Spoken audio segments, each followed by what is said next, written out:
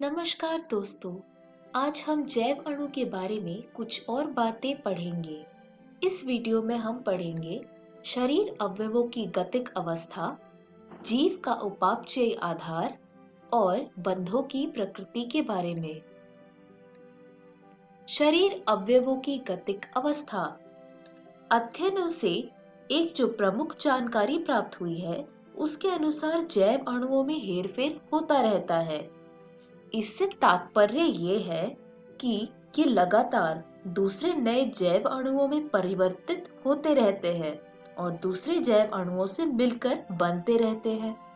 जीवधारियों में यह निर्माण व विखंडन रासायनिक अभिक्रिया द्वारा लगातार होता रहता है। सभी इन रासायनिक अभिक्रियाओं को उपापचय कहते हैं। सभी उपापचय अभिक्रियाओं द्वारा जैव अणुओं का रूपांतरण होता रहता है। कुछ उपापचय रूपांतरण के उदाहरण निम्न है।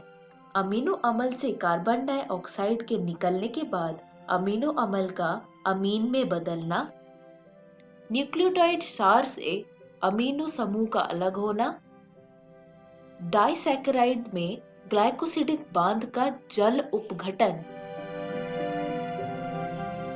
उपापचयजों के एक दूसरे में परिवर्तन आपस में जुड़ी हुई अभिक्रियाओं की श्रृंखलाओं से होता है, जिन्हें उपापचयी पथ कहते हैं। ये उपापचयी पथ शहर की कार मोटर यातायात व्यवस्था जैसा होता है। ये पथ या तो रेखीय या वृत्ताकार होते हैं।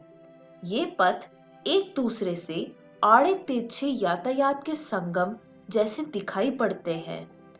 उपापचयज यातायात के कार मोटर सदृश के एक निश्चित वेग व दिशा में उपापचय पथ से होकर गमन करते हैं।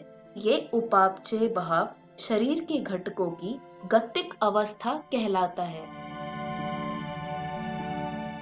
निर्वात गति के बिना दुर्घटना के स्वस्थ अवस्था बनाए रखने के लिए होता है। इन उपापचय अभिक्रियाओं की दूसरी विशेषता ये है कि प्रत्येक रासायनिक क्रिया उत्प्रेरित अभिक्रियाएं हैं। जीव तंत्र में कोई भी उपापचय रूपांतरण बिना उत्प्रेरक के संपन्न नहीं होता। जीव तंत्र में यह एक उत्प्रेरित अभिक्रिया होती है। उत्प्रेरक जो किसी उपापचय रूपांतरण की गति को बढ़ाते हैं, वे भी प्रोटीन होते हैं। ये प्रोटीन जिनमें उत्प्रेरण की क्षमता होती है, उन्हें एंजाइम कहते हैं। जीव का उपापचयी आधार। उपापचयी पथ द्वारा साधारण पदार्थों से जटिल पदार्थ जैसे एसिटिक अम्ल से कोलेस्ट्रॉल बनना व जटिल पदार्थों से सरल पदार्थों जैसे कंकाली पेशियों में ग्लूकोज से लैक्टिक अम्ल का निर्माण होता रहता है। ये दो प्रकार से संभव है, उपचयी पथ और अपचयी पथ। आइए इनके बारे में एक एक करके पढ़ते हैं। उपचयी पथ, इसमें ऊर्जा खर्च होती है, जैसे अमीनो अम्लों से प्रोटीन निर्माण में ऊर्जा की आवश्यकता होती है। अपचयी पथ, इसमें ऊर्जा की रिहाई होती है। यही उपापचयी पथ जिसके द्वारा ग्लूकोज से लैक्टिक अम्ल का निर्माण होता है 10 उपापचय चरणों में पूर्ण होता है तथा इसे ग्लाइकोलिसिस कहते हैं। ये एक बहुत ही महत्वपूर्ण पॉइंट है। बंधों की प्रकृति। पहले हम देखते हैं पेप्टाइड बंध। ये प्रोटीन में पाया जाता है। किसी भी पॉलीपेप्टाइड या प्रोटीन में अमीनो अम्ल पेप्टाइड बंध द्वारा जुड़ा होता है, जो एक अमीनो अम्ल के कार्बोक्सिल यानी COOH समूह व अगले अमीनो अम्ल के अमीनो NH समूह के बीच में अभिक्रिया के उपरांत जल अणु के निकलने के बाद बनता है। इस प्रक्रिया को निर्जलीकरण कहते हैं। ग्लाइकोसिडिक बंध, ये पॉलीसैकेराइड में पाया जाता है। एक पॉलीसैकेराइड में मोनोसैकेराइड संभवतः ग्लाइकोसिडिक बॉन्ड द्वारा जुड़े होते हैं। ये बंध भी निर्जलीकरण द्वारा बनता है। ये बंध पास के दो मोनोसैकेराइड के दो कार्बन परमाणु के बीच बनता है। फॉस्फोडाइएस्टर बंध,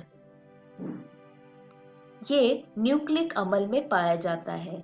न्यूक्लिक अम्ल में एक न्यूक्लियोटाइड के एक शर्करा का तीसरा कार्बन अनुवर्ती न्यूक्लियोटाइड की शर्करा के पांचवें कार्बन से फॉस्फेट समूह द्वारा जुड़ा होता है। शर्करा के फॉस्फेट व हाइड्रॉक्सिल समूह के बीच का बंध एक एस्टर बंध होता है। एस्टर बंध दोनों तरफ मिलता है, इसीलिए हम इसे फॉस्फोडाइएस्टर बंध कहते हैं। इस वीडियो में हमने सीखा शरीर अवयवों की गतिक अवस्था, जीव का उपापचय आधार, बंधों की प्रकृति।